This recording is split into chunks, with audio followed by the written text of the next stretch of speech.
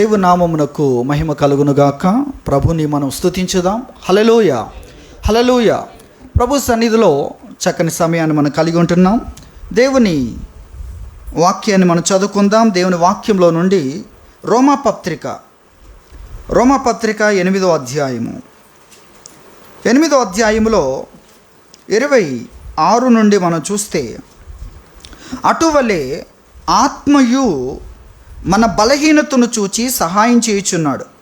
ఏలయనగా మనము యుక్తముగా ఎలాగో ప్రార్థన చేయవలనో మనకు తెలియదు, కానీ ఉచ్చరింప శక్యము కాని మూలుగులతో ఆ ఆత్మ తానే మన పక్షముగా విజ్ఞాపనము చేయుచున్నాడు.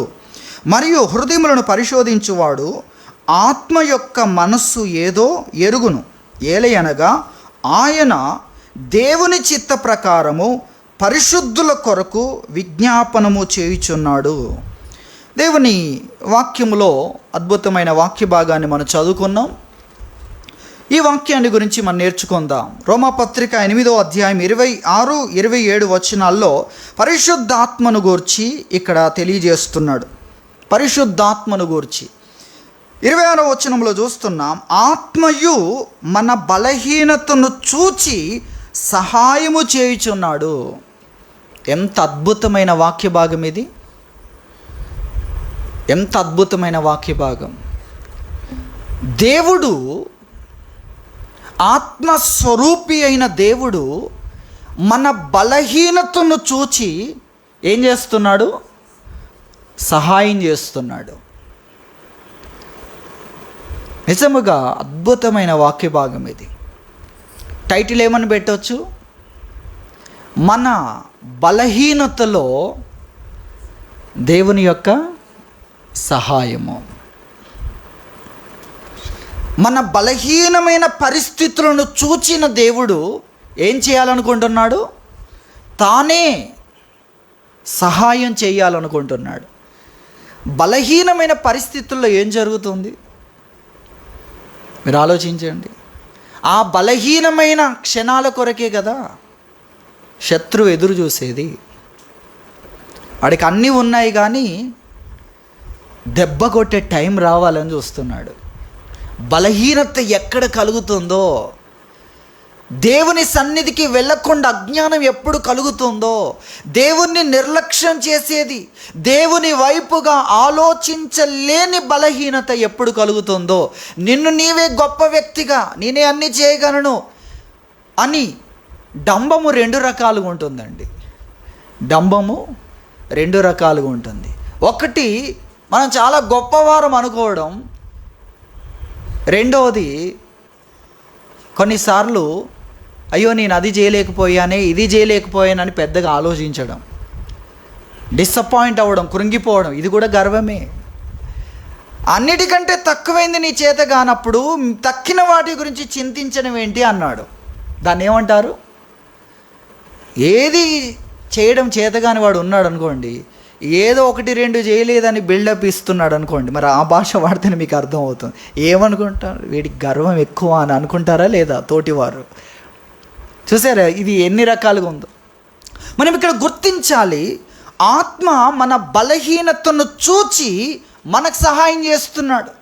మన బలహీనతలో దేవుడు మనకు సహాయకుడై ఉన్నాడు అనేది దేవుని వాక్యం తెలియజేస్తున్న అద్భుతమైన సత్యం.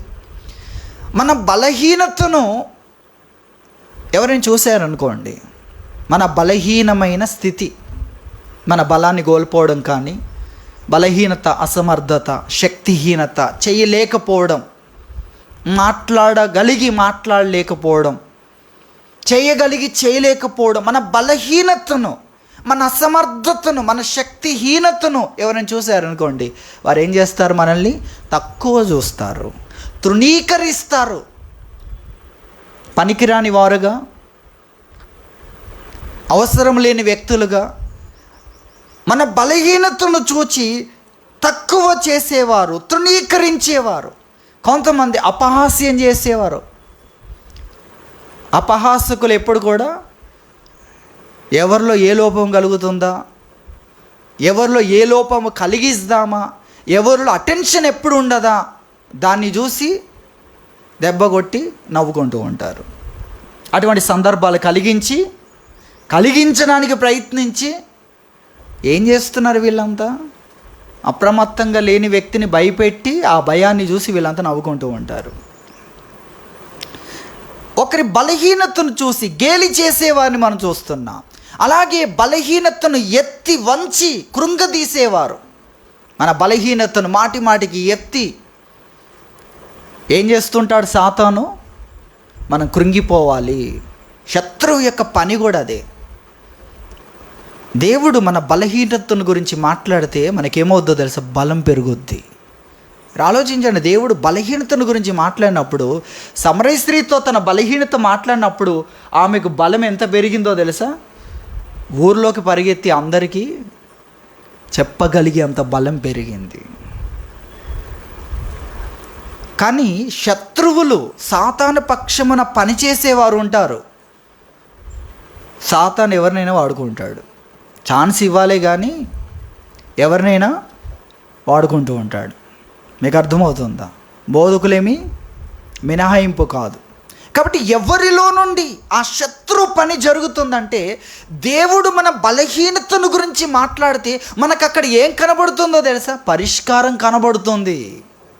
మనకక్కడ శుభవార్త కనబడుతుంది. దేవుడు నరకాన్ని గురించి మాట్లాడినా, పాతాళాన్ని గురించి మాట్లాడినా, మానవుని పతనాన్ని గురించి మాట్లాడినా అక్కడ ఏం కనబడుతుంది? శుభవార్త కనబడుతుంది, పరిష్కారం కనబడుతుంది అక్కడ. కానీ ఇతరులు శత్రువు ఎవరిలో పని చేస్తున్నాడో చూసినప్పుడు అక్కడ మనల్ని కృంగతీయాలని, వంచాలని, మనల్ని చేతగాని వారుగా చేయాలని అక్కడ అది కనబడుతుంది. అక్కడ శుభవార్త కానీ పరిష్కారము కానీ కనిపించట్లేదంటే అది పరలోక తండ్రి యొద్ద నుండి వస్తున్న విషయాలు కావవి.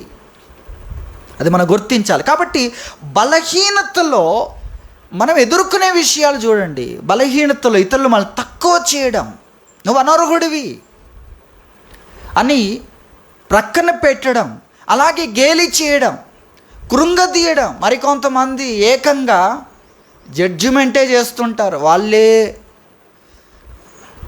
ఎవరు? న్యాయాధిపతి స్థానంలో న్యాయమూర్తులుగా ఉన్నట్లుగా. అది దేవుంది. ఆ స్థానాన్ని తీసుకోకు అన్నాడు వాక్యంలో. ఆ స్థానాన్ని నీవు తీసుకోకు. అది ఆయన స్థానం. ఆయనకు అప్పగించి ఆయన చేతుల్లో పెట్టు. దేవదూతలు కూడా పని చేయలేదు.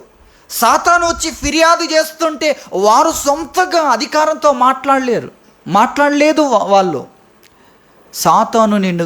సాతానుతో దేవుడు నిన్ను గద్దిస్తాడు అని దేవుణ్ణి గురించిన భయముతో మాట్లాడారు అంటుంది వాక్యం. కాబట్టి మనం గ్రహించాలి, బలహీనతను చూచి అనేకులు ఏ విధంగా ప్రవర్తిస్తారో మనం చూస్తున్నాం. కానీ ఇక్కడ బలహీనులకు, బలహీనతలో ఉన్నవారికి, బలహీనమైన పరిస్థితుల్లో ఉన్నవారికి, శారీరకంగా కావచ్చు, మానసికంగా కావచ్చు, కొన్నిసార్లు ఆధ్యాత్మికంగా బలవంతులు, ఆత్మసిద్ధమే, కొన్నిసార్లు ఆత్మసిద్ధమే అన్న పరిస్థితి చూడం. భక్తిపరులమైన దేవుని కొరకు అన్ని చేయాలన్న ఆశ ఉన్న కొన్నిసార్లు ఎందుకో నిరాశకు ఏం చేస్తుంటాం? ఓటేస్తుంటాం.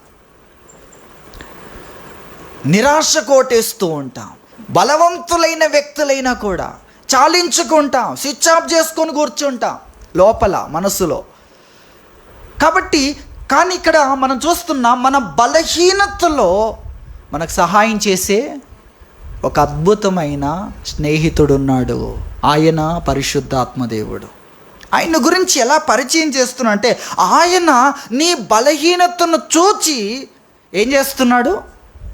మనం ఇతరుల బలహీనతను చూసామనుకోండి, ఆపేస్తాం. నీ వల్ల కాదు కానీ నువ్వు వెళ్ళు. ఎవరైనా ప్రార్థన చేస్తూ మాటలు రావట్లేదు అనుకోండి, ఏం చేస్తారు మీరు? మీకే కనుక మైక్ ఉంటా, ఇక చాలు, ఇక ఆమెనని చెప్పండి అని చెప్తూ ఉంటారు కదా. మనం ఏం చేస్తుంటాం? ప్రార్థన చేయడంలో తడబడుతూ ఉన్నారనుకోండి, చేస్తారు అయినా దేవుడు వారి హృదయం యొక్క ధ్వని వింటాడు అనుకుంటారా? అలా ఉంటే మీ ఆత్మీయత చాలా గొప్ప స్థితిలో ఉన్నట్టు. కాబట్టి అలాంటి ప్రార్థనలో బలహీనత కనబడుతుంటే దైవ సేవకులైనా కూడా నేర్చుకోవాలి నువ్వు ఫస్ట్ అన్నట్లుగా మేము కూడా ప్రోత్సహించాలి. ఏం కాదు దేవుడు నేర్పిస్తాడు, ఒకప్పుడు నాకు కూడా రాలేదు అని అనేదానికి బదులుగా ఏం కలుగుతుంటుంది? వేరే విధంగా వారిని తక్కువ చేయాలి, మనల్ని ఎక్కువ చేసుకోవాలి, మాకు బాగా తెలుసు అనేది చూపించాలి అనే తత్వం, ఆ అనుభవ జ్ఞానం అది ముందుకు రావడానికి తొందరపడుతూ ఉంటుంది. కానీ ఇక్కడ ఆత్మ మన బలహీనతను చూచి ఏం చేస్తున్నాడు? కోపం తెచ్చుకోవట్లేదు, తీర్పు తీర్చట్లేదు, మనకు సహాయం చేస్తున్నాడు. నీ బలహీనత, నీకు బలము లేక తడబడుతున్న స్థితి, సరి అయిన విధానములో, యుక్తమైన విధానములో ప్రార్థించలేని స్థితి. ప్రార్థన చాలా ముఖ్యం. ఎంత ముఖ్యం అంటే పరలోకాన్ని భూమి మీదకి దించగలిగేది ప్రార్థన. మనం దేవుని మీద ఆధారపడుతున్నాం. మనకు మానవ సంబంధంగా అన్ని జీరో అయినా మనము లెక్క చేయము, ఎందుకంటే ఆ లెక్కలో మనం లేము. ఆ లెక్క, ఆ స్కేల్ మనం చూడట్లేదు, ఆ కొలమానం మనకు లేదు. మన కొలమానం ఏంటి? దేవుడు. ఈ లోకంలో అన్ని ద్వారాలు మూసివేయబడిన మార్గములను తెరుచువాడు, ద్వారములను సృష్టించువాడైన దేవుడు మనకు తెలుసు కనుక అది మనల్ని కృంగదీయలేదు, అది మనల్ని కదిలించలేదు, ఆపలేదు. మనకు అది మనుష్యులు చేయాల్సిన పనులు చేయకపోయినా మహోన్నతుడైన దేవుడు ఉన్నాడు. 146వ కీర్తన, అద్భుతమైన కీర్తన. అందులో చెప్తాడు కదా, రాజుల చేతనైనను నరుల చేతనైనను రక్షణ కలుగదు, వారిని నమ్ముకొనకుడి,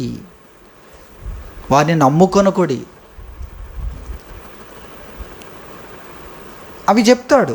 రాజులు నరులు, వారిని నమ్ముకొనకు, వారి మీద నువ్వు ఆధారపడకు, దేవుని మీద ఆధారపడు. ప్రార్థన మనకేం నేర్పిస్తుందో తెలుసా? ప్రార్థన ఏం నేర్పిస్తుంది? దేవుడు మానవ సంబంధముగా అన్నీ ముగించబడినా లేక డోర్ వేయబడినా, జటిలముగా ఉన్న, అసాధ్యముగా ఉన్న దేవుని వైపు మన ఆశ. అందుకే అక్కడ చెప్పాడు. ఒకసారి మనం చూద్దాం. కీర్తనల గ్రంథము 146వ కీర్తనలో ఇక్కడ వారిని నమ్ముకొనకని 3వ చరణములో చెప్పాడు. 4వ చరణం అని ఎందుకు అంటున్నామంటే కీర్తన అంటున్నాము కనుక. అధ్యాయం వచనం అన్నా సమస్య లేదు, వచనం అంటే మాటలే కదా ఉండేటి. కానీ పాట అన్నప్పుడు పాటకి ఏముంటాయి? చరణాలు ఉంటాయి. కాబట్టి కీర్తన అన్నప్పుడు చరణం అని మాట్లాడడం ఒక సరైన విధానం. వచనాలన్నా కూడా మాటలే మనం చూస్తున్నాం. సరే, ఇందులో 4వ చరణంలో చూస్తున్నాం. వారి ప్రాణం వెడలిపోవును, వారు మంటి పాలగుదురు, వారి సంకల్పములు నాడే నశించును. ఎవనికి యాకోబు దేవుడు సహాయుడగునో, ఎవడు తన దేవుడైన యెహోవా మీద ఆశ పెట్టుకొనును వాడు ధన్యుడు. ఎవరు ధన్యులండి? మనుషుల మీద ఆధారపడేవాడు ధన్యుడా? రాజుల వైపు చూసేవాడు ధన్యుడా? అందుకే తల్లిదండ్రులు చూడండి ఎంత కష్టపడుతున్నారో పిల్లల్ని తమకంటే గొప్పవారుగా చేయాలని. కానీ అనేకులు తమంత గొప్పవారు కూడా కావట్లేదు. డబ్బులు కాదండి, క్యారెక్టర్, వ్యక్తిత్వం. తల్లిదండ్రులు వారు బ్రతికి ఒక పేరు సంపాదించి ఆ తర్వాత తరాన్ని అలా నిలబెట్టాలని ప్రయత్నం చేస్తున్నారు. వీళ్ళైతే వీళ్ళే నిలబడలేకపోతున్నారు. ఇంకో కొంతమందిని తర్వాత అన్నీ ఉన్నాయి వాళ్ళకంటే. వీళ్ళకు తల్లిదండ్రులైన వారికి సరైన ధనం లేదు, జాబు లేదు, పరిస్థితులన్నీ ప్రతికూలం, ఆదరించేవారు లేనప్పుడు నిలబడ్డారు. ఈ రోజున ఇంకొక తరాన్ని నిలబెట్టడానికి కూడా వారికి ఓపిక ఉంది. మిగతా వాళ్ళే నిలబడలేకపోతున్నారు. అన్నీ ఉన్నా కూడా దేవుడు కావాలి. ఎవరు కావాలి? దేవుణ్ణి పరిచయం చేయకుండా ఎన్ని ఇచ్చినా కూడా సమాజము ప్రమాదాల వైపు దూసుకొని పోతుంటుంది. అది మనం గుర్తించాలి. దేవుడు మంచి వైపు మనిషిని ప్రేరేపిస్తూ ఉంటాడు. కాబట్టి మనం గుర్తించాలి, ఇక్కడ దేవుని మీద ఆశ పెట్టుకునేవాడు ధన్యుడు అని దేవుణ్ణి గుర్చిన విషయాలు చూడండి. దేవుణ్ణి గూర్చిన విషయంలో 6వ వచనం చాలా అద్భుతమైంది. తర్వాత 7 నుండి బాధపరచబడు వారికి ఆయన ఏం చేస్తాడట?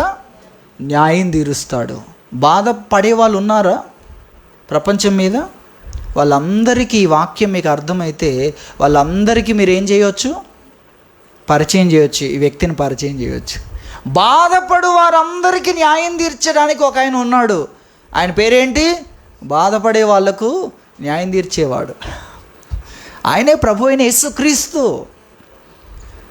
ఆయన ఆత్మస్వరూపిగా, ఆయన నిన్న నేడు రేపు నిరంతరం ఒకే రీతిగా ఉన్నాడు. ఆయన ఉన్నాడు కాబట్టి బాధపరచబడు వారికి న్యాయం తీర్చును. ఒక్కొక్క మాట ఇక్కడ నుండి చాలా శక్తివంతమైంది, చాలా శక్తివంతమైంది. ఆయన ఎవరో ఇక్కడ చెప్తున్నాడు. ఆయన ఎవరో 6వ వచనములో ఆయన ఆకాశమును భూమిని సముద్రమును అందులో ఉన్న సర్వమును సృజించినవాడు.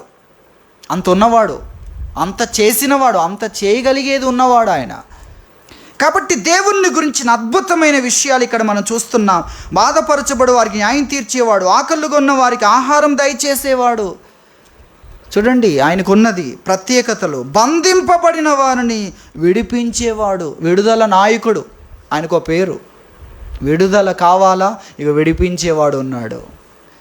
నేను విడుదల పొందాలి ఈ బంధకాల్లో నుండి, చీకట్లో నుండి. గుడ్డివారు ఎక్కడున్నారండి? చీకట్లో బంధించబడి ఉన్నారు. వాళ్ళని ఎవరు వెలుగులోకి తీసుకురాగలరండి? అందుకే ఆయన గ్రుడ్డివారి కనులను తెరవజేయువాడు. ఆయన గురించిన విషయాలు ఇక్కడే ఉంది కదా, ఆ మాట కూడా చూడండి. నేను సాధారణంగా జ్ఞాపకం చేసుకున్నాను, ఇక్కడే ఉంది వాక్యములో.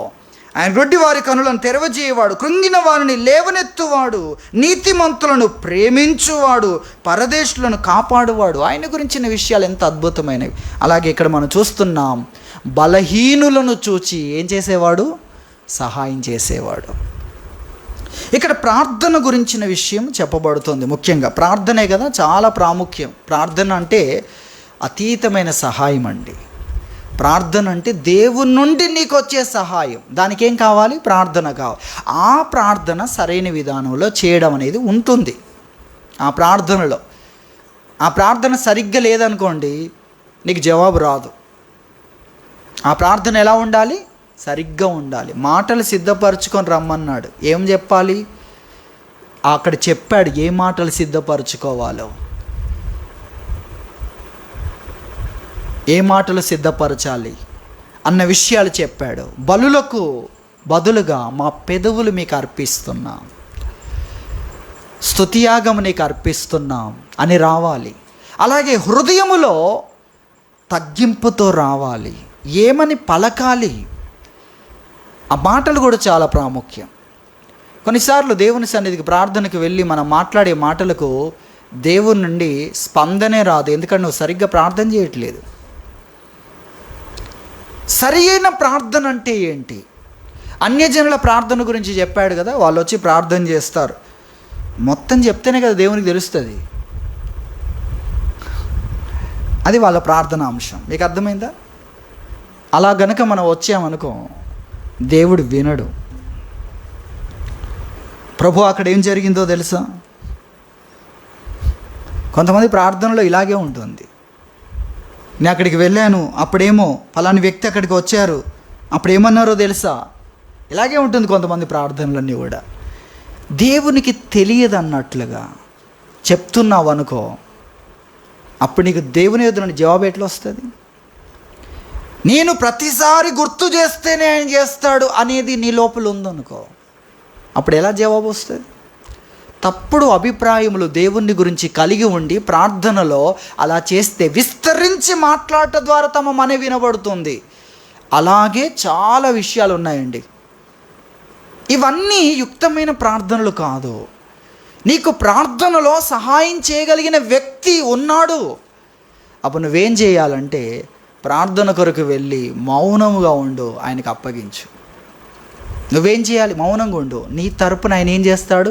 మాట్లాడుతూ ఉంటాడు. నువ్వేం చేస్తుంటావు? నా కోసం మాట్లాడుతున్నాడు అనేది మాత్రం నీకు ఉండాలి. ఆయన చూసుకుంటాడు, కానీ నేను నిద్రపోతా అంటే కుదరదు కదా. మన ఆసక్తి అక్కడ ముఖ్యం. ఎవరిని బట్టి చేయాలి దేవుడు? ఎవరిని బట్టి చేయాలి? ఒకరిని బట్టి దేవుడు చెయ్యాలి అనే ఒక విధానం ఉంది. దేవుడు భూమి మీద కొన్ని విధానాల్లో దేవుడు కార్యాలు జరిగిస్తున్నాడు. ఎందుకు ఆ విధానాలు? నీ భద్రత కోసం. ఆ విధానాలు లేకపోతే సాతాను సులువుగా నీ జీవితంలో ఎంటర్ కాగలడు. కాబట్టే కొన్ని విధానాలు దేవుడు తాను కూడా విధానాల పరిధిలోనికి వచ్చి కొన్నిటిని జరిగిస్తున్నాడు.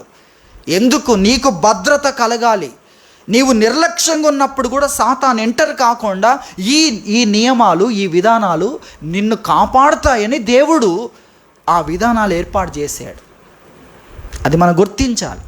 కాబట్టి ప్రార్థనలో మనం పరిశుద్ధాత్ముడు మనకు సహాయం చేస్తాడు. యుక్తముగా ప్రార్థించుట నీకు తెలియదు కాబట్టి తానే నీ పక్షాన తానే ఏం చేస్తున్నాడు? నీ పక్షాన విజ్ఞాపన చేస్తున్నాడు. చేసేదెవరు? పరిశుద్ధాత్మ దేవుడు చేస్తున్నాడు. ఎందుకు నీ పక్షాన వాదిస్తున్నాడు, నీ పక్షాన మొరపెడుతున్నాడు. నీ పక్షాన నీ పనేంటి? ఆయనకు అప్పగించావు. కోర్టు ఉందనుకోండి, నీ పక్షాన ఒక వ్యక్తి మాట్లాడుతున్నాడు, లేక ఒక అధికారి దగ్గరికి నువ్వు వెళ్ళావు, నీ పక్షాన ఒక వ్యక్తి మాట్లాడుతుండగా నువ్వేం చేస్తావు? నిద్రపోతుంటావా? ఫోన్ వచ్చిందని వెళ్తూ ఉంటావా ఫోన్లో మాట్లాడడానికి?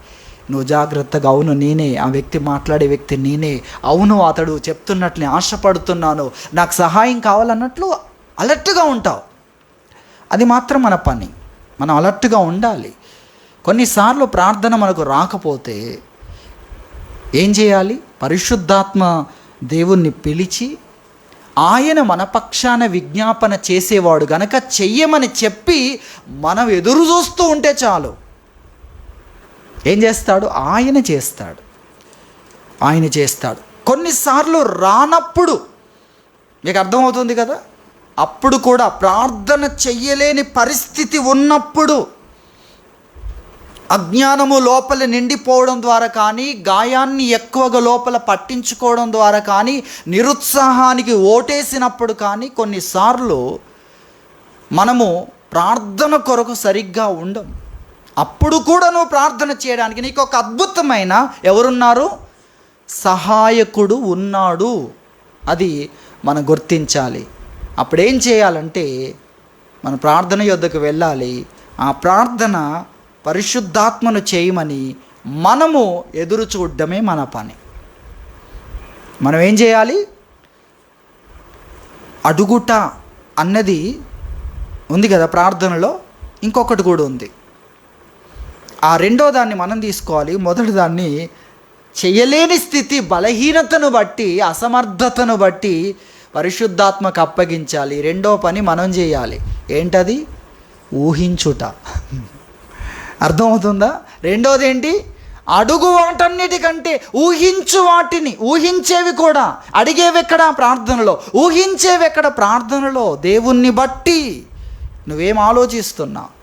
ఆ ఊహించుట, దేవుని నా కొరకు ఎలాంటి ఏ విధంగా దేవుడు స్పందించబోతున్నాడు, కార్యాలు చేయబోతున్నాడు, ఎదురు చూచుట నీ పని. కాబట్టి మనకు ఒక అద్భుతమైన సహాయకుడు ఉన్నాడు. పరలోకంలో నుండి మనకు అన్ని రకాలైన సహాయం దొరుకుతుంది. మొదట ఆత్మకు, తర్వాత మనస్సుకు, తర్వాత శరీరానికి. ఇది ఆయన విధానం. మొదట శరీరానికి అన్నావు అనుకో, అప్పుడు ఇక్కడికి రావాల్సిన అవసరం లేదు, లోకంలో ఉండి కూడా నువ్వు అడగవచ్చు. అది మనం అర్థం చేసుకోవాలి. ఈ జీవిత కాలం మట్టుకే యేసుక్రీస్తునందు నిరీక్షణ పెట్టుకుంటే మనుషులందరికంటే దౌర్భాగ్యుడు అవుతావు. మనది అనంతమైన జీవితం అండి. అంతము లేదు. అనంతమైన జీవితాన్ని ఇచ్చే దేవుని దగ్గరికి వచ్చి అంతమైపోయేదాన్ని అడిగితే ఏంటది? ఆయన ఎవరు? అనంతమైన దాన్ని ఇచ్చేవాడు. నువ్వు అంతమైపోయేదాన్ని అడుగుతున్నావు. ఆయన మన లోనికి పిలిచింది ఎందుకో తెలుసా? అనంతమైన జీవితాన్ని సొంతం చేసుకోవడానికి. అది మనం గుర్తించాలి. ఎందుకు పిలుస్తున్నాడు ప్రపంచాన్ని? అక్కడే ఉండి అంతమైపోతావు. ఎంతసేపు ఉంటుంది నీ ఆరోగ్యం? ఆ క్షయితనేమైన అక్షయితగా మారుస్తావా? దేవుడు పిలుస్తున్నాడు, నేను మారుస్తాను. ఆయన ఈ క్షయతనే ఏం చేయగలడు? అక్షయతగా మార్చగలడు. ఈ క్షయతే ప్రభు వచ్చినప్పుడు ఏం జరగబోతుంది? ఈ క్షయతే రోగం తాకుతుందా లేదా? ఈ శరీరాన్ని తాకుద్ది. దేని మీద ఏదైనా బరువైంది పడితే నలిగిపోద్ది, చెట్లిపోతుంది. బలహీనమైందే, ఒట్టిదే, మట్టిదే, దీని గురించి ఏమనుకుంటారు అవన్నీ. కానీ ఇదే ఏమైపోద్దో తెలుసా? అగ్ని కాల్చలేంది అవుతుంది. ఇదే ఈ క్షయతే అక్షయత అయిపోతుంది. ఎంత ఆశ్చర్యం! ఆ మర్మాన్నే చెప్పాడు 1 కొరింథీ 15వ అధ్యాయంలో, ఇదిగో ఒక మర్మము తెలుపుచున్నాను, మనందరము నిద్రించము కానీ మనందరము నిద్రించము. రక్త మాంసములు దేవుని రాజ్యం స్వతంత్రించుకోలేవు గనక ఈ రక్తమంతా కారిపోతూ, ఈ మాంసమంతా ఊడిపోతూ, ఈ శరీరం ఆడ పడిపోయి ఆత్మ ఇలా ఏం జరగదు. ఇదే అక్షయతగా మారుతుంది. అదొక మర్మం. అందుకే పిలుస్తున్నాడు దేవుడు ప్రపంచాన్ని. ఎంతసేపు ఉంటావు? సొలొమోను కూడా దేవుడు పిలుస్తున్నాడు, ఎంతసేపు ఉంటావు అటువంటి పరిస్థితుల్లో? ఆ ధనము నీకు సరిపోదు, ఆ నీళ్ళు తాగిన నీ దప్పిక తీరదు, నేను నీకు జీవజలాన్ని ఇస్తాను. హల్లెలూయా. కాబట్టి దేవుడు మాత్రమే, ఆయన యొద్దకు మనం పరిగెత్తాలి. ఈ బంధకాల్లో నుండి ఇవి మనల్ని బంధించడానికి ప్రయత్నం చేస్తూ ఉంటాయి. అద్భుతమైన సహాయకుడు మనకు ఉన్నాడు. ప్రార్థనలో సహాయం, ముఖ్యంగా ప్రార్థనలో సహాయం చేసే పరిశుద్ధాత్ముడు మనకున్నాడు. మన బలహీనతను చూచి సరి అయిన విధానంలో ప్రార్థించినప్పుడు నీకు సహాయం కలుగుతుంది. ఆ సరి అయిన విధానంలో ప్రార్థించేటట్లుగా కొన్నిసార్లు దేవుని యొద్ద నుండి అన్నీ ఉన్నాయండి, ఎందుకు పొందట్లేదు ప్రజలు? దేవుని దగ్గర దొరికే వాటిలో ఒక అద్భుతమైంది కూడా దొరుకుతుందండి. దాని పేరేంటో తెలుసా? క్షమాపణ. అది కూడా ఉంది. ఏం దొరుకుతుంది దేవుని దగ్గర? క్షమాపణ కూడా ఉందా లేదా? దొరుకుద్దా దొరకదా? ఎందుకు పొందుకోవట్లేదండి మనుషులు?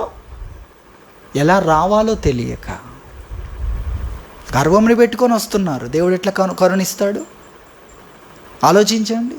అదే నినివే పట్టణాన్ని కరుణించాడు చూడండి, దుర్మార్గులైనా కరుణించాడు.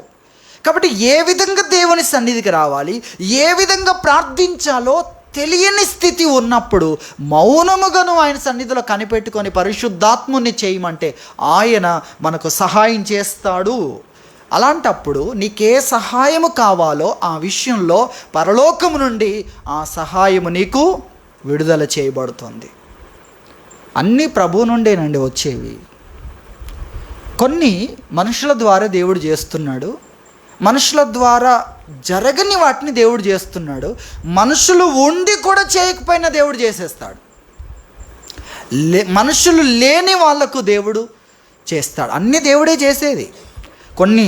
కొందరి ద్వారా చేస్తున్నాడు, కొన్ని డైరెక్ట్గా చేస్తున్నాడు. కొందరు లేని వారికి డైరెక్ట్గా చేస్తున్నాడు, కొందరు ఉండి చేయకపోయినా డైరెక్ట్గా చేస్తున్నాడు. ఇంత ఉంది మరి దేవుని దగ్గర. కాబట్టి ప్రార్థన ఎంత అద్భుతమైంది! ప్రార్థన ఎంత అద్భుతమైందంటే నీకోసం అన్నీ దేవుని దగ్గర సిద్ధంగా ఉన్నాయి, రెడీగా ఉన్నాయి. నీకు అవసరత నిన్ను తాకకముందే అది రెడీగా ఉంది, సిద్ధంగా ఉంది. కాబట్టి పరలోకము నుండి మన కోసము భూలోకములో ఉండి సహాయం దొరకకపోయినా దేవుని దగ్గరికి నువ్వు వెళ్ళొచ్చు.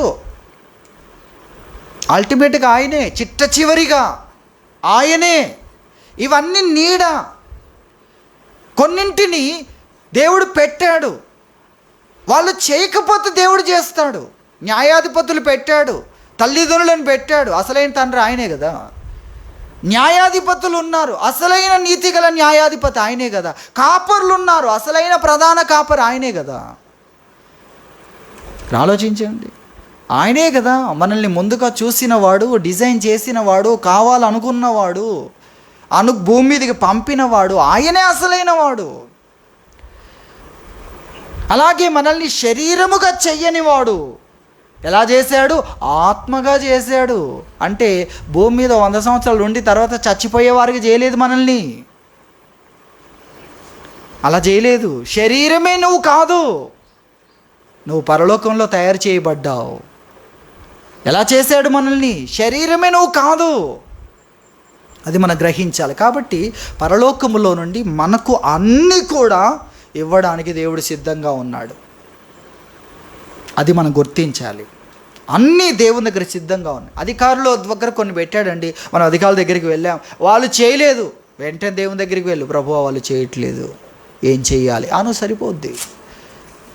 వారు చేయకపోతే వాళ్ళకేం చేయాలి, నీకేం చేయాలి, రెండు చూసుకుంటాడు దేవుడు. ఇప్పుడు రెండు పనులు అయినాయి ఆయనకు. ఇంతకుముందు వాళ్ళు చేస్తే ఒకటే పని, వాళ్ళు చేస్తే అయిపోయేది, కానీ ఇప్పుడు వాళ్ళు చేయలేదు కాబట్టి చెయ్యని అపనమ్మకస్తులకి ఎట్లా బుద్ధి చెప్పాలి, అలాగే ఆధారపడే వ్యక్తిని ఏ విధంగా ఆదరించాలి, సంతోషపెట్టాలి, రెండు పనులు ఆయన చేస్తాడు. పరలోకములో ప్రతిదానికి మనం ఎదుర్కొంటున్న ప్రతి విషయానికి దేవుడు ఒకరోజు నీ ప్రత్యక్షత నాకు ఇచ్చాడు. ఆ ప్రత్యక్షత ఏంటంటే, దేనిని గూర్చి మీరు చింతపడకుడి. ఆ మాట, దేనిని గూర్చి నీవు చింతపడకు. ఏ విషయాన్ని గూర్చి అయినా చింతించే, ఇంగ్లీష్ బైబిల్లో ఉన్న విషయాన్ని మనం తెలుగులో ఇట్లా తీసుకుంటే, ఇంగ్లీష్లో ఉన్న చాలా వెర్షన్స్ మీరు చూడండి, కొన్నిట్లో చాలా లోతుగా ఉంటుంది.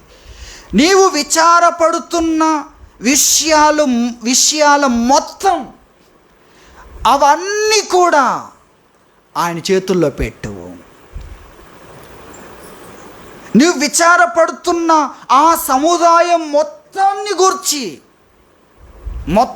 గూర్చి నువ్వు చింతించకు. నీకు విచారాన్ని కలిగించే ప్రతి విషయము కూడా నీ దేవుడు చూసుకుంటాడు. అంటే దేవుడు మన చింత అంటే మన మనస్సుకు తట్టే తలంపు, మన మనస్సుకు తట్టినప్పుడే కదా ఆ విషయాలన్నిటిని గూర్చి దేవుని దగ్గర ఏముంది, జవాబు ఉంది. నీకు ఇంకా తట్టనివి 99 ఉంటే ఆ 99 కూడా జవాబు అక్కడ ఉన్నాయి, తట్టినప్పుడు తెలుసుకో అవి. కాబట్టి అక్కడ దేవుడు నాతో మాట్లాడిన విషయం నాకు చాలా ఆశ్చర్యాన్ని కలిగించింది. అంటే నేను చింతతో ఉండడం దేవునికి ఇష్టము లేదు, దానికి సంబంధించిన జవాబులన్నీ దేవుని దగ్గర ఉన్నాయి. అది బుద్ధిహీనత కావచ్చు, ఇంకేదైనా కావచ్చు, మనలో ఉన్న అసంపూర్ణత్వము, లోపములు కావచ్చు. దేవుడు దాన్ని డీల్ చేయాలనుకుంటున్నాడు. కాబట్టి ప్రార్థన ఎటువంటిదో మీరు ఆలోచించండి. ఆ ప్రార్థన దేవుడు అన్నిటికీ రెడీగా ఉన్నా కూడా మనం ఏం చేస్తున్నాం, పొందుకోలేకపోతున్నాం. అందుకే ఎవరున్నారు, పరిశుద్ధాత్ముడు ఉన్నాడు. అది ఇక్కడ ఈ విషయాన్ని మనం జ్ఞాపకం చేసుకోవాలి. దీన్ని దాటి వెళ్ళొచ్చు, కానీ ఇది జ్ఞాపకం చేసుకోవాలి. నువ్వు ప్రార్థించలేనప్పుడు, సరైన విధానంలో ప్రార్థించాను అన్న నిశ్చయిత నీకు కలగనప్పుడు, నీలో అటువంటి అనుమానము, సందేహము, ప్రార్థించినా కూడా చేయనట్టే ఉంది నా పరిస్థితి అనుకున్నప్పుడు నువ్వు వెళ్ళి పరిశుద్ధాత్మనికి ప్రార్థనను అప్పగించి, నా తరపున మీరు ప్రార్థన చెయ్యండి అని అప్పగించి, ఆయన మాట్లాడుతూ ఉంటాడు. నువ్వు ఆయన నుండి, దేవుని నుండి ఎటువంటి సహాయం నీకు కలగబోతుందో ఆలోచించుట మాత్రమే నీ పని. అట్టి అద్భుతమైన సహాయకుడు మనకు ఉన్నాడు అన్న విషయాన్ని మనం చూస్తున్నాం. కాబట్టి మన బలహీనతలో మనకు సహాయం చేసేవాడు మనకున్నాడు. బలహీనతలో గేలి చేసేవారిని చూసామో, బలహీనతలో చిక్కించుకునేవారిని చూసాం, మన బలహీనతను సొమ్ము చేసుకునేవారిని మీరు చూడవచ్చు. కానీ బలహీనతలో అద్భుతమైన సహాయకుడు మనకు ఉన్నాడు. ఆ విషయాన్ని మనం గుర్తించాలి. దేవుని వాక్యంలో ఆ విధంగా సహాయం చేసిన సందర్భాలను గురించి మనం చూస్తే, అనేకులు దేవుని సన్నిధిలో ప్రార్థన చేశారు, వారికి సహాయము కలిగింది. ప్రార్థన ఎటువంటి సహాయం అనేది కూడా మీరు గుర్తించాలి. అది లేకపోతే ఇక అయిపోతుంది మన పని. మనము ఇశ్రాయేల్ ప్రజలు రెఫీదీంలో దిగిన తర్వాత అమాలేకులు యుద్ధం చేయడానికి వచ్చారు. అప్పుడు యెహోషువ యుద్ధం చేస్తున్నాడు అమాలేకులతో. మోషే కొండ మీదకి వెళ్ళి ఏం చేస్తున్నాడు, ప్రార్థన చేస్తున్నాడు. ఆయన చేతులు ఎత్తితే యెహోషువ గెలుస్తున్నాడు, ఆయన చేతులు దించితే యెహోషువ ఓడిపోతున్నాడు. ప్రార్థన లేకపోతే ఏమవుద్ది, ఓడిపోతే ఏం దొరుకుద్దో అది దొరుకుద్ది. బాధ, అవమానం, ఇక నేను జీవించలేనేమో, నిట్టూర్పులతో కాలం గడపడం, ఓడిపోతే ఏం జరుగుద్ది?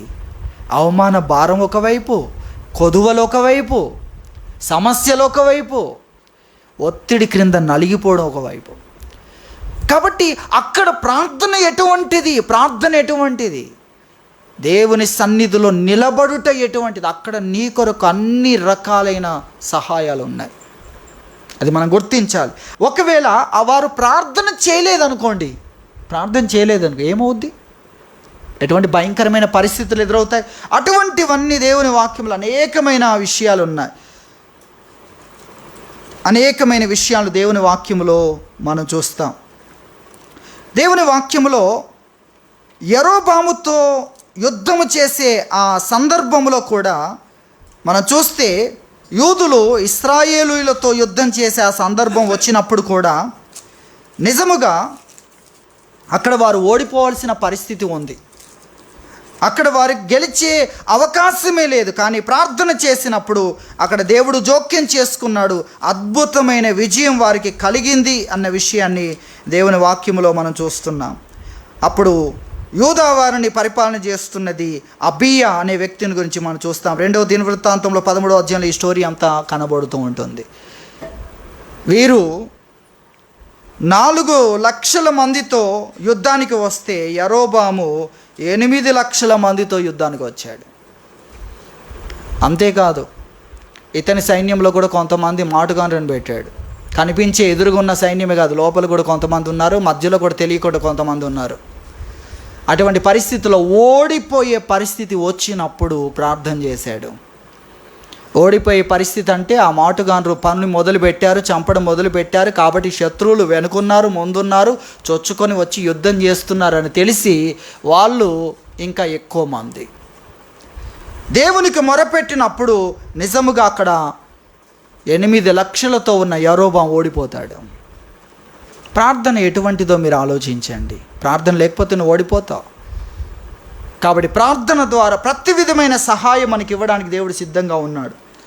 అలాగే ఫిలిస్తీన్లతో యుద్ధం చేసే సందర్భంలో కూడా వీళ్ళ దగ్గర ఒక కత్తి లేదు, ఒక ఈట లేదు, యుద్ధం చేయడానికి ఒక ఆయుధం కూడా లేదు. వాళ్ళ దగ్గర అన్నీ ఉన్నాయి. అటువంటి పరిస్థితుల్లో వీళ్ళందరూ చనిపోవాల్సి ఉంది. కానీ దేవుడు జోక్యం చేసుకున్నాడు. ప్రార్థించే వారి ద్వారా జోక్యం చేసుకున్నాడు. ఆసాను గురించి కూడా మనం చూస్తాం. బలమైన జనం వచ్చింది, వీళ్ళు బలహీనులు. అప్పుడు అడుగుతాడు, బలహీనుడిని కాపాడడానికి నువ్వు తప్ప ఎవరున్నారు? అద్భుతమైన విజయాన్ని దేవుడిస్తాడు. లేదంటే ఏమైపోయేవారు? వీళ్ళందరూ కూడా చెరలోనికి వెళ్ళిపోయేవారు అన్న విషయాన్ని మనం గుర్తించాలి. కాబట్టి ప్రార్థన ఎంత అద్భుతమైందో మనం గుర్తించాలి. అట్టి ప్రార్థనకు మనకు సహాయం చేయడానికి పరిశుద్ధాత్ముడు ఉన్నాడు. యుక్తముగా ప్రార్థించలేని స్థితికి ఆయన మనకు సహాయం చేసేవాడుగా ఉన్నాడు అన్న విషయాన్ని మనం చూస్తున్నాం. అలాగే దేవుని వాక్యంలో మనం చూస్తే, దేవుడు తన పరిశుద్ధాత్మను అపోస్తలులకు ఇచ్చిన తర్వాత పరిస్థితిని మీరు చూడండి. అంతకుముందు చెదిరిపోయారు. అంతకుముందు పేతురు అబద్ధం ఆడాడు. వీరు బయటికే రాలేకపోయారు. గదిలో బందీలుగా వీరు ఉన్నారు. కానీ ఎప్పుడైతే దేవుడు తన పరిశుద్ధాత్మను ఇచ్చాడో అప్పుడు ఏం జరిగింది అనే విషయాలను గురించి దేవుని వాక్యములో మనం చూస్తే, అపోస్తల కార్యములు 2వ అధ్యాయం 4వ వచనము నుండి మనం చూస్తే, అందరూ పరిశుద్ధాత్మతో నిండిన వారై ఆత్మ వారికి వాక్శక్తి అనుగ్రహించిన కొలది అన్య భాషలతో మాట్లాడసాగిరి. ఆ కాలమున ఆకాశం క్రింద నుండి ప్రతి జనములో నుండి వచ్చిన భక్తిగల యూదులు యెరూషలేములో కాపురం ఉండిరి.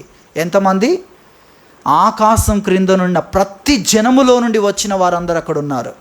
వారిని గురించి మనం చూస్తాం. వారందరూ కూడా ఆశ్చర్యపోతున్నారు. ఏంటి?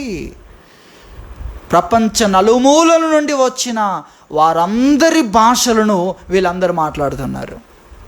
వీళ్ళు గలిలేయులు కాదా? వీళ్ళు ఏ ప్రాంత భాష వీరికి రాదు. విద్య లేని వాళ్ళు వీరు. గలిలే ప్రాంతంలో జీవిస్తున్నవారు, చేపలు పట్టడం మాత్రం తెలిసిన వాళ్ళు వీళ్ళు. ఏ ప్రాంతంలో వెళ్ళి జీవించే ఆ విషయాలు వీళ్ళకి తెలియదు. వీరేంటి? ఈ గలిలేయులేంటి? ప్రపంచములో ఉన్న వారందరి భాషలు మాట్లాడుతున్నారు. ఏం మాట్లాడుతున్నారు? అది కూడా ముఖ్యమైన విషయమే. ఒక వ్యక్తికి భాష వచ్చినంత మాత్రం ప్రార్థన చేయమంటే చేయగలడా? ఏంటండి? అలాగే సాక్ష్యం చెప్పమంటే చెప్తాడా? దేవుడు చేసిన మేలు అద్భుతాలు చెప్పమంటే చెప్తాడా? దేవుని మేలులను బట్టి స్తుతించు అంటే భాష వచ్చినంత మాత్రాన స్తుతించగలుగుతాడా? దేవుని అద్భుతాలు వివరిస్తున్నారు ఆ భాషల్లో. ఎటువంటి జ్ఞానాన్ని ఇచ్చాడు పరిశుద్ధాత్ముడు, వారికి ఎటువంటి శక్తినిచ్చాడు. అక్కడ ఆశ్చర్యం, అక్కడ ఉన్న వారిని గురించి మనం చూస్తాం. 9వ వచనంలో పార్తీయులు, మాదీయులు, ఎలామీయులు, మెసపతోమియా, యూదయ, కప్పదోకియా, పొంతు, ఆసియా ఖండం మొత్తాన్ని ఆసియా అని ఒక్క మాటలో చెప్పేశాడు చూడండి. పృగియా, పంపులియా, ఐగుప్తు అను దేశముల యందలి వారు, కురేన దగ్గర లిబియా ప్రాంతముల యందు కాపురం ఉన్నవారు, రోమా నుండి పరవాసులుగా వచ్చిన వారు రోమీలు, యూదా మత ప్రవిష్టులు, క్రేతీలు, అరబీలు మొదలైన మనం అందరమును వీరు మన భాషలతో దేవుని గొప్ప కార్యములను వివరించుట వినుచున్నామని చెప్పుకొనిరి. అని ఏం చేశాడు? గలిలయులకు ఎలాంటి జ్ఞానాన్ని ఇచ్చాడు, ఎలాంటి సామర్థ్యాన్ని ఇచ్చాడు. ప్రార్థనలో దేవుని అద్భుతాలను వివరించే కృతజ్ఞత, స్తుతి, ఆరాధన అక్కడ జరుగుతుంది. ప్రకటన కూడా అక్కడ జరుగుతుంది. ఎంత ఆశ్చర్యం చూడండి. ఆ భాష వీరికి తెలియదు, ఆ భాషలో దేవుని అద్భుతాలు వివరిస్తుంటే వారందరూ వింటున్నారు. అటువంటి కార్యాన్ని చేశాడు. పరిశుద్ధాత్ముడు ఏం చేస్తాడు? అసమర్థులను సమర్థులుగా చేస్తాడు. భాషే రాని వ్యక్తి అండి, మూగవాడు ఏం చేస్తున్నాడు? అమ్మా నాన్న అనుడు కాదు. అర్థమవుతుందా? ఏం చేస్తున్నాడు? ఏకంగా ప్రసంగమే చేస్తున్నాడు. అది మీరు ఆలోచించండి. ఏమేమి ఇచ్చాడు? భాషనిచ్చాడు, ఆ తర్వాత సమర్థతను కూడా ఇచ్చాడు. అది మనం చూస్తున్నాం. పరిశుద్ధాత్ముడు ఏం చేస్తాడు? బలహీనుణ్ణి ఏం చేస్తాడు? అసమర్థుణ్ణి ఏం చేస్తాడు అనే విషయాలు మనం గుర్తించాలి. అలాగే వారు పిరికి వారైనప్పుడు వారిని గొప్ప ధైర్యముతో నింపడాన్ని గురించి కూడా మనం చూస్తాం. వారు వెళ్ళి అధికారుల ముందు వారు ప్రశ్నిస్తున్నారు. మేము చెప్పాం కదా, బెదిరించాం కదా, అనేకులను చంపాం కదా, మిమ్మల్ని కూడా చంపగలము కదా అంటే ఎవరికి భయపడాలి? డైరెక్ట్గా క్వశ్చన్ అండి. మీరు ఆలోచించండి. ఎవరు అడుగుతున్నారు? మతాధికారులు అడుగుతున్నారు. మతాధికారులు. ఇక్కడ ఈ దేశంలో సుప్రీంకోర్టు ఏదైనా చెప్పింది అనుకోండి, సుప్రీంకోర్టుకు ఎదురుగా ఎవరి మాట వినాలి? దేవుందా మీద, మానవుందా అని అనడం అనేది ఎలా ఉంటుంది? ఇదైనా చిన్నదే. ఎందుకంటే ఇది ప్రజాస్వామ్య పరిపాలన విధానానికంటే ఒక స్కేల్ ఉంటుంది, కొలత ఉంటుంది. ఆ కొలత ప్రకారం ఎవరైనా ప్రవర్తించాలి. ఉద్రేకపూరితంగా ప్రవర్తించడానికి జడ్జి కూడా అవకాశము లేదు. ఆయన కూడా ఒక స్కేలులో ఉండాలి, స్కేలులోనే ప్రవర్తించాలి.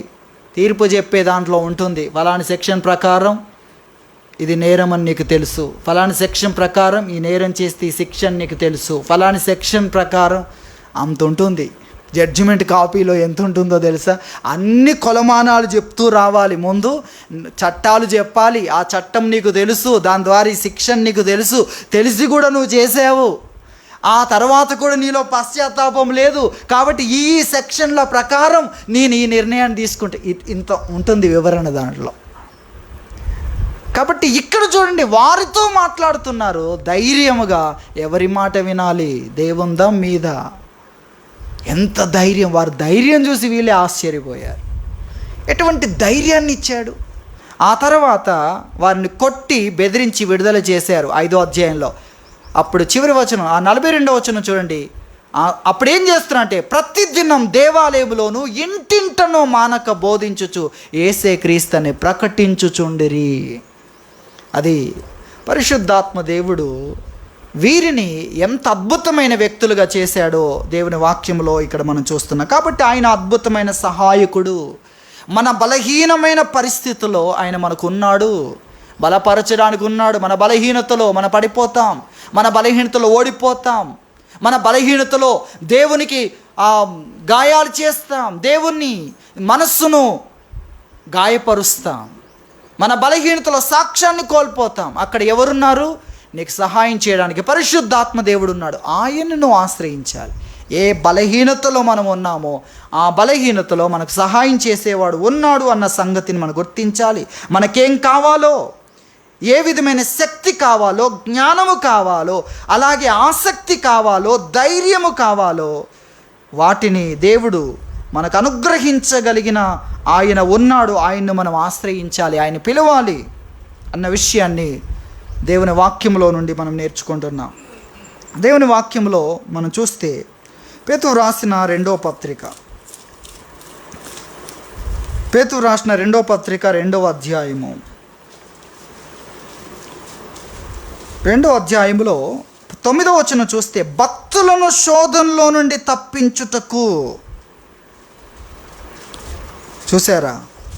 భక్తులను శోధనలో నుండి తప్పించుటకు, దుర్నీతి పరులను, ముఖ్యంగా మలినమైన దురాశలు కలిగి శరీరానుసారంగా నడుచుకొనుచు, ప్రభుత్వం నిరాకరించుచు, శిక్షలో ఉంచబడిన వారిని తీర్పు దినం వరకు కావలిలో ఉంచుటకు ప్రభువు సమర్థుడు. భక్తిహీనులను శిక్షించడానికి, అలాగే భక్తులను శోధనలో నుండి తప్పించడానికి ప్రభు సమర్థుడు. భక్తులైన వారు శోధనలో ఉన్నారా? వారిని శోధన నుండి తప్పించడానికి ఆయన ఎవరు? సమర్థుడు. మనం చాలాసార్లు బలహీనపరిచే విషయాలనే చూస్తుంటా కదా. మరి బలపరిచే దేవుణ్ణి చూడాలి. అదే ఈ వాక్యం మనకు తెలియజేస్తుంది. నీ బలహీనతలో పడిపోయేవే నువ్వు చూస్తున్నావు, సొమ్మసిల్లేవే చూస్తున్నావు, నిలబడలేనిదే నువ్వు చూస్తున్నావు, నిన్ను పడగొట్టేవి, ఆకర్షించేవే నువ్వు చూస్తున్నావు. నీకోసం ఎదురు చూస్తున్న పరిశుద్ధాత్మ దేవుడు నిన్ను నిలబెట్టడానికి, బలపరచడానికి, నీ అపజయాన్నే జయంగా మార్చడానికి, నీ శోధననే ప్రమోషన్గా మార్చడానికి కోసం ఎదురు చూస్తున్న ఆయన్ని కూడా చూడాలి అని వాక్యము ఇక్కడ రోమాపత్రిక 8వ అధ్యాయం 26వ వచనము మన ముందుకు వస్తుంది. ఆత్మ మన బలహీనతను చూచి ఏం చేస్తున్నాడు? నీకు సహాయం చేస్తున్నాడు. కాబట్టి మన బలహీనతలో మనము పరిశుద్ధాత్ముడు మనకు సహాయం చేసేవాడు అన్న విషయాన్ని గుర్తించి మనం ఆయన్ని ఆశ్రయించినట్లయితే మన బలహీనతలో కూడా మనము బలవంతులుగా నిలబడగలం. ఎప్పుడు మనం బలహీనులమో అప్పుడే బలవంతులుగా మనము నిలబడగలం పరిశుద్ధాత్మను ఆశ్రయించడం ద్వారా. కాబట్టి పరిశుద్ధాత్ముడు మన బలహీనతను చూచి మనకు సహాయం చేయడానికి, మనల్ని బలపరచడానికి, బలవంతులుగా నిలబెట్టడానికి సిద్ధంగా ఉన్నాడు అన్న విషయాన్ని గుర్తించి ఆయన్ను ఆశ్రయించి ప్రార్థన ద్వారా ప్రతి విధమైన సహాయాన్ని మనం అనుభవించాలని ప్రభు తెలియజేస్తున్నాడు. దేవుడి వాక్యం దీవించునుగాక. ప్రార్థన చేసుకుందాం.